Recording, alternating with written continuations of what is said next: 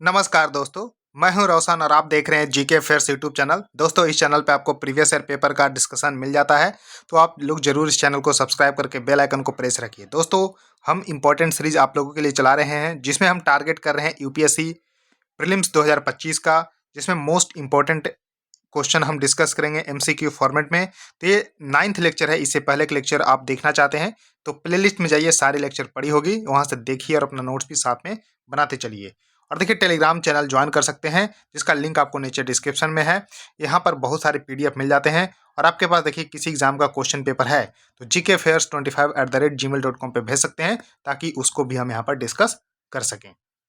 तो देखिए, question number 38 आप लोगों के लिए सामने है कि which of the following are the functions of the cabinet secretariat, यानी कि कैबिनेट सचिवालय का इनमें से कौन सा कार्य है। तो यहाँ पर आपको बताना है कि कौन सा कार्य यहाँ पर है। तो देखिए, पहला है कि convening of the meeting of the cabinet on the order of the prime ministers, यानी कि प्रधानमंत्री के आदेश पर मंत्रिमंडल की बैठकें बुलवाना। तो क्या एक काम है? तो जी हाँ, यानी कि जो है आपको ध्यान रख लेना है कि प्रधानमंत्री के आदेश पर, यानी कि order of the prime ministers, जो है cabinet secretariat convening the meeting of the cabinet. तो इस तरह से ध्यान रखिएगा। तो पहला स्टेटमेंट यहाँ पर बिल्कुल सही है। अब देखिए, allocations of the financial resource to the ministers. तो क्या ये आपको ध्यान रखना है कि एक काम करता है? जी नहीं, क्योंकि एक जो काम है, फंक्शन जो है, ये मिनिस्ट्री ऑफ फाइनेंस के अंतर्गत आता है। तो ये आपको स्टेटमेंट हो गया गलत। उसका देखिए, monitoring implementation of the decisions taken by the cabinet. तो ये भी काम इसका है। तो इस तरह से आपको ध्यान रख लेना है। अब देखिए, यहाँ पर थोड़ा सा इसको और हिंदी में भी पढ़ सकते हैं कि कैबिनेट द्वारा लिए गए निर्णयों के कार्यान्वयन की निगरानी जो है करना भी कैबिनेट सेक्रेटेरिएट का ही यहाँ पर काम है। तो यहाँ पर देखिए 1 और 3 यहाँ पर जो है सिर्फ सही यहाँ पर हो जाएगा। तो इसको जरूर ध्यान रखिए, यानी कि 1 और 3 आर करेक्ट। तो इस तरह से करेक्ट उत्तर इसका ये सही हो जाएगा, इसको जरूर ध्यान रखिएगा।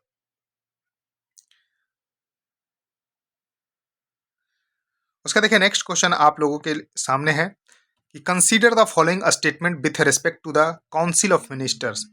अब देखिए, काउंसिल ऑफ मिनिस्टर कहाँ पर? At centre and state level पे। तो इस तरह से ध्यान रखिएगा कि काउंसिल ऑफ मिनिस्टर के बारे में, सेंटर और स्टेट लेवल के बारे में यहाँ पर स्टेटमेंट दिया हुआ है कि total number of the ministers in the union जो है council of minister including the prime minister is limited to 15% of the Lok Sabha. क्या ये स्टेटमेंट जो है सही है? जी हाँ, बिल्कुल सही स्टेटमेंट है। उसके बाद देखिए, total number of the ministers in the council of minister including chief minister in a state is limited to 10% of the state legislative assembly strength. तो देखिए, ये हो गया गलत, क्योंकि दोनों में जो है 15% यहाँ पर है। तो इस तरह से उसके there is a no minimum requirement for the council of minister at the union level, but the state should have at least 12 ministers. तो देखिए, बिल्कुल सही है, यानी कि यूनियन लेवल पे जो है ऐसा कोई भी जो है नहीं है कि कम से कम जो है यहाँ पर मिनिस्टर्स रिक्वायर्ड है, जबकि स्टेट लेवल पे कम से कम जो है 12 जो है यहाँ पर काउंसिल ऑफ मिनिस्टर में होने चाहिए, 12 मिनिस्टर। तो ये बिल्कुल सही है। तो इस तरह से यहाँ पर आपको ध्यान रख लेना है कि ओनली 2 स्टेटमेंट्स आर करेक्ट, यानी कि 1 और 3 यहाँ पर सही है। तो इस तरह से जरूर ध्यान रखिएगा। अब देखिए, हिंदी में भी थोड़ा सा यहाँ पर देख लीजिए कि प्रधानमंत्री सहित केंद्रीय सीओ में मंत्रियों की कुल संख्या लोकसभा के 15% तक सीमित है। बिल्कुल सही है। और यहाँ पर राज्य में भी यही लागू है, जबकि केंद्रीय स्तर पर जो है कैबिनेट काउंसिल ऑफ मिनिस्टर के लिए कोई न्यूनतम आवश्यकता नहीं है, लेकिन राज्यों में कम से कम 12 मंत्री होने आवश्यक है। तो ये भी सही है। तो केवल 2 यहाँ पर सही हो गया। अब देखिए, इसके रिगार्डिंग जो है कुछ इंपॉर्टेंट फैक्ट आप लोग जान लीजिए कि फरवरी 2000 में, देखिए फरवरी 2000 की बात है, जिसमें न्यायमूर्ति वेंकट चलैया की अध्यक्षता में संविधान के कामकाज की समीक्षा के लिए गठित राष्ट्रीय आयोग, यानी कि ध्यान रखिएगा कि चेयरमैनशिप ऑफ जस्टिस वेंकट चलैया यहाँ पर उनकी अध्यक्षता में एक review of the working committee constitute की गई थी नेशनल कमीशन के लिए। तो इस तरह से ध्यान रखिएगा, जहां पर इन्होंने जो है सुझाव दिया था। देखिए, केंद्र और राज्य स्तर पर मंत्रियों की संख्या के लिए लोकसभा और विधानसभा की कुल ताकत का 10% सीमा का सुझाव दिया था। किसने? तो वेंकट चलैया की अध्यक्षता ने। अंततः 2003 में, देखिए 2003 में जो है 91st, ध्यान रखिएगा, 91वां संविधान संशोधन संविधान में किया गया, जिसमें काउंसिल ऑफ मिनिस्टर्स में पीएम सहित और या फिर सीएम सहित मंत्रियों की कुल संख्या लोकसभा या राज्य विधानसभा की कुल ताकत का 15% तक सीमित कर दी गई। तो 91वें संविधान संशोधन इसके लिए किया गया, इसको जरूर ध्यान रखिएगा। लेकिन फरवरी 2000 में न्यायमूर्ति वेंकटचलैया की अध्यक्षता में जो संविधान के कामकाज की समीक्षा के लिए जो राष्ट्रीय आयोग का गठन किया गया था, उसमें 10% जो है रिकमेंड किया गया था, लेकिन यहाँ पर 15% जो है रखा गया। तो इस तरह से ध्यान रखिएगा, सेंटर लेवल पे यानी कि यूनियन लेवल पे और स्टेट जो है लेजिस्लेटिव असेंबली में भी। तो इस तरह से ध्यान रखिएगा 15% यहाँ पर है। तो इस तरह से थोड़ा सा ध्यान रखिएगा। अब देखिए क्वेश्चन है कि with reference to the advocate general for the state, यानी कि ध्यान रख लेना है कि राज्य के महाधिवक्ता, यानी कि सेंटर पे जिस तरह से अटॉर्नी जनरल होते हैं उस तरह से राज्य में होते हैं एडवोकेट जनरल, जिसके लिए यहाँ पर आपको थोड़ा सा ध्यान रख लेना है कि इसके लिए संविधान में अनुच्छेद 165 में इसका जिक्र किया गया है। जिस तरह से अटॉर्नी जनरल के लिए संविधान में अनुच्छेद 76 का जिक्र है, यानी कि अनुच्छेद 76 में यानी कि जो है यहाँ पर आर्टिकल 76 में अटॉर्नी जनरल के बारे में बात की गई है, वहीं पर आर्टिकल 165 में advocate general for the state की बात की गई है। तो इस तरह से ध्यान रखिएगा।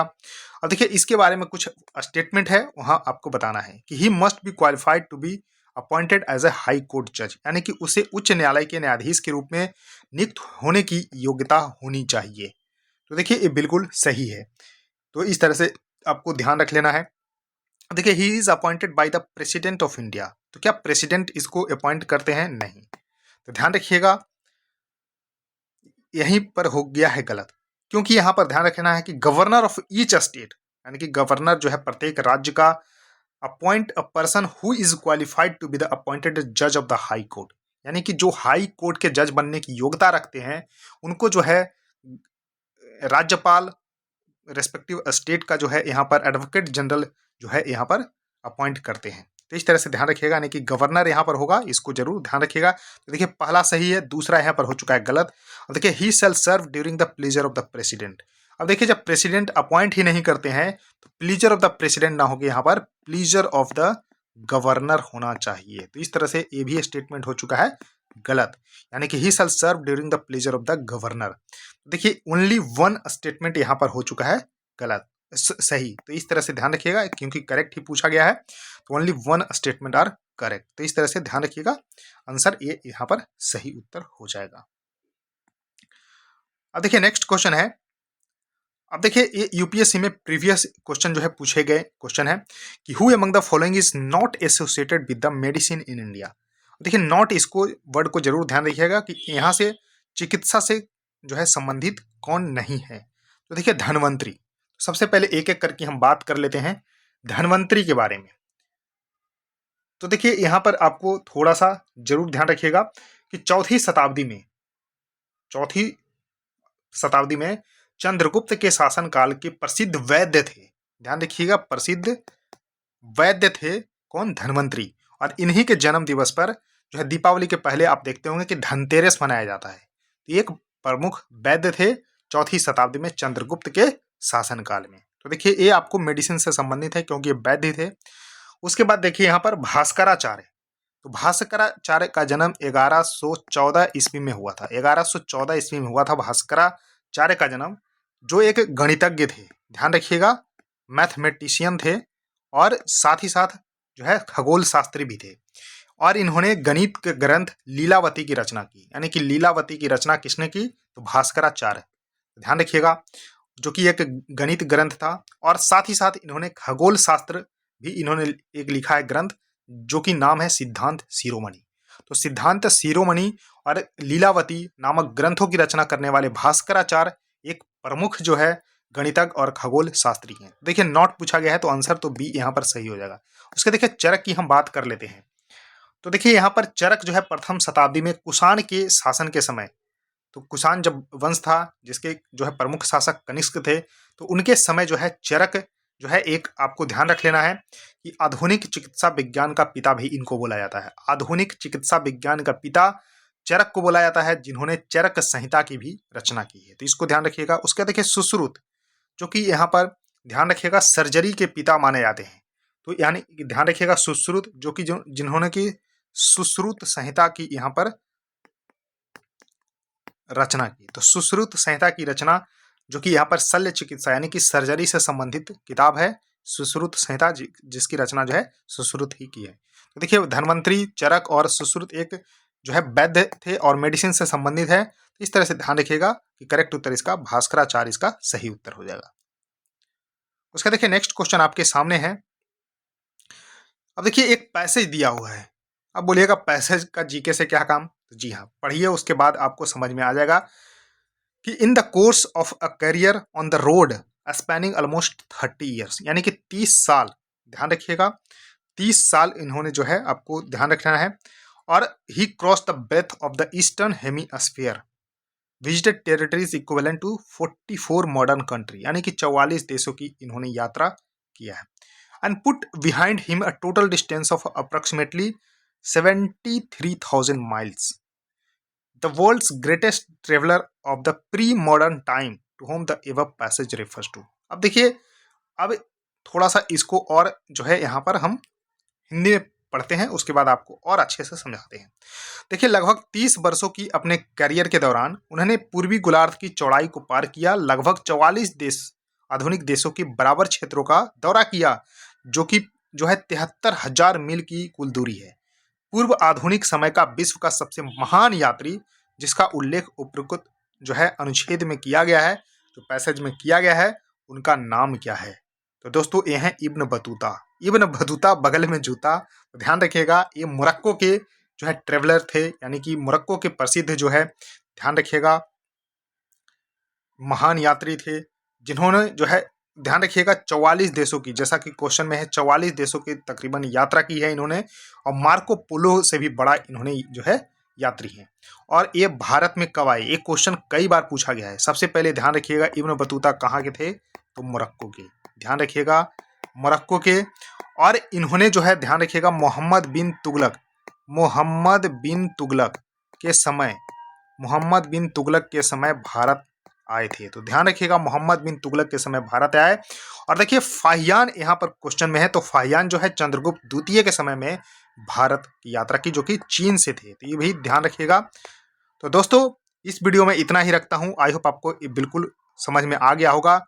तो वीडियो को देखिए लाइक आप लोग जरूर करिए, आप लोग वीडियो को जरूर शेयर करिए अपने दोस्तों के साथ, और चैनल को भी सब्सक्राइब कर लीजिए। सो थैंक यू दोस्तों, इस वीडियो में इतना ही, धन्यवाद।